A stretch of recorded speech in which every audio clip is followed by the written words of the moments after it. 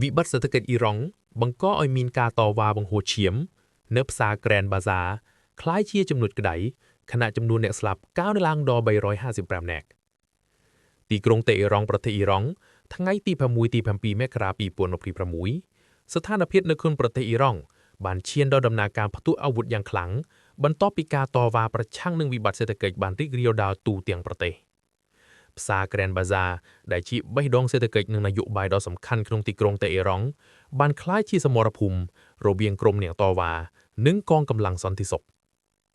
មូលហេតុនៃការផ្ទុះបាតុកម្មគឺការតវ៉ាបានចាប់ផ្ដើមឡើងដោយសារតែ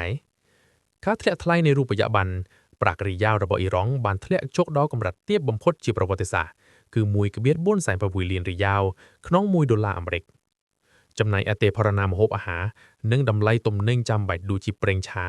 សាច់មាន់និងអង្ករបានហក់ឡើងថ្លៃទ្វេដងធ្វើឲ្យជីវភាពប្រជាជនធ្លាក់ក្នុងភាពក្រីក្រខ្លាំងការលុបចោលការឧបត្ថម្ភធនរដ្ឋាភិបាលបានសម្រេចចិត្តកាត់បន្ថយការឧបត្ថម្ភធនលើអត្រាប្តូរប្រាក់ដែលធ្វើឲ្យទំនិញកាន់តែខ្វះខាតនិងឡើងថ្លៃចំណែកផ្សារ Grand Bazaar ដែលជាចំណុចក្តៅគគុក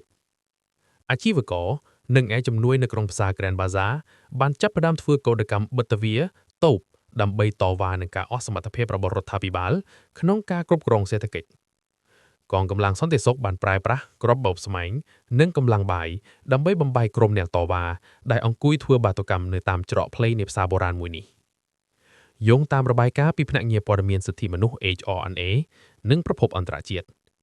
បានឲ្យដឹងពីចំនួនអ្នកស្លាប់ដល់ទៅ355នាក់ដែលបានបាត់បង់ជីវិតក្នុងនោះមានកុមារ4នាក់និងកងកម្លាំងសន្តិសុខខ្លះផងដែរ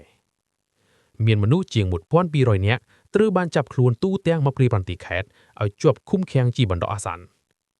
ក្រោមការបង្ក្រាបមានសេចក្តីរាយការណ៍ថាកងកម្លាំងសន្តិសុខបានសម្រុកចូលទៅក្នុងមន្ទីរពេទ្យក្នុងខេត្តអ៊ីឡាំដើម្បីតាមចាប់ក្រុមអ្នកតវ៉ាដែលរងរបួសសម្រាប់ប្រតិកម្មអន្តរជាតិវិញក្នុងនោះមាន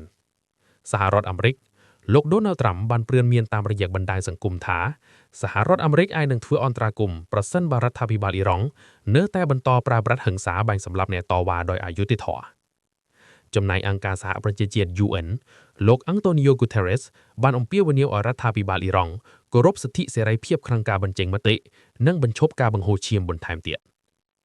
សម្រាប់ការតវ៉ានាដើមឆ្នាំ2026នេះត្រូវបានគេចាត់ទុកថាជាការងើបឡើងដ៏ធំបំផុតចាប់តាំងពីឆ្នាំ2022មក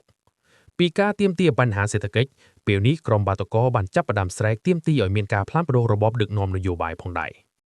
ស្ថានភាពនៃប្រទេសអ៊ីរ៉ង់នាពេលបច្ចុប្បន្នដើមឆ្នាំ2026គឺមានភាពស្មុគស្មាញនិងតានតឹងខ្លាំងដោយសារការរួមបញ្ចូលគ្នានៃបញ្ហានយោបាយក្នុងស្រុកសេដ្ឋកិច្ចនិងជម្លោះក្នុងតំបន់ស្របពេលភាពតានតឹងក្នុងតំបន់និងទំនាក់ទំនងជាមួយអ៊ីស្រាអែលស្ថានភាពសន្តិសុខនៅតែមានភាពផុយស្រួយបំផុតអ៊ីរ៉ង់នៅតែបន្តពាក់ព័ន្ធនឹងជម្លោះសង្គ្រាមស្រមោលជាមួយអ៊ីស្រាអែលការប៉ះទង្គិចគ្នាដោយផ្ទាល់មិនតាមរយៈក្រុម proxy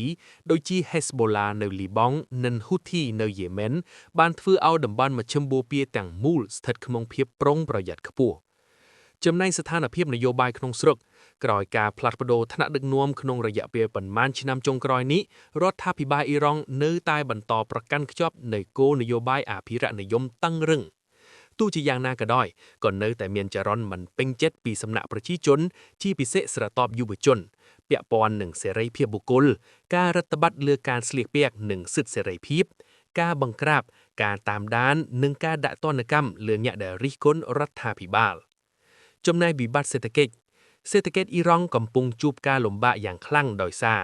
ការទណ្ឌកម្មសេដ្ឋកិច្ចពីសហរដ្ឋអាមេរិកនិងលោកខាងលិចជុំវិញកម្មវិធីនុយក្លេអ៊ែរបានធ្វើឲ្យការនាំចេញប្រេងមានកម្រិត